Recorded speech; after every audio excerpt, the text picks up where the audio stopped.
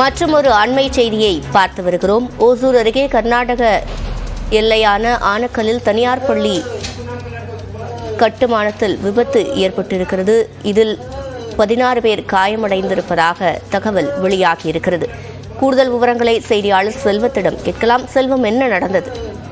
நிச்சயமாக சிவரஞ்சனி, கர்நாடக மாநிலம் ஆனைக்கல் தாலுகா பேடரள்ளி என்ற ஒரு கிராமம் இருக்கிறது. அங்கு தனியாருக்கு சொந்தமான பள்ளி கட்டிடம் தற்போது நடந்து வருகிறது.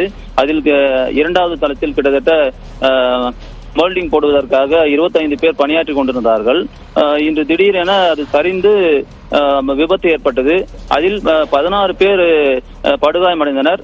20 சம்பவ இடத்திலேயே உயிரிழந்தனர். அது மட்டுமல்லாமல் காயமடைந்தவர்களை அக்கம் பக்கம் இருக்கிற சிறு மருத்துவமனையிலும் ஆனைக்கல் மருத்துவமனையிலும் சேர்க்கப்பட்டிருக்கிறார்கள்.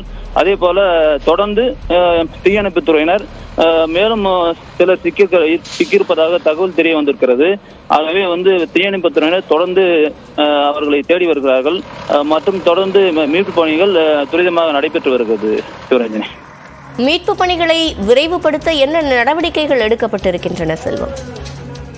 அந்த பகுதி எஸ்பி தலைமையிலான போலீசார் பொதுமக்கள் அருகே வராமல் இருக்க தடைகளை ஏற்படுத்தி பாதுகாப்பு பணியில் ஈடுபட்டு வருகிறார்கள். அதே போல ஆனைக்கல் மற்றும் சந்தாபுரா உள்ளிட்ட பகுதிகளிலிருந்து தீயணைப்பு படை வீரர்கள் விரைவாக வந்து கொண்டிருக்கிறார்கள். சிலர் மீட்பு பணியிலும் ஈடுபட்டு வருகிறார்கள். மற்றும் காயமடைந்தவர்களும் சொந்தக்காரர்கள் மற்றும் எல்லோரும் அவர்களை பார்க்க விடவில்லை என்று ஒருபுறம் அவர்கள்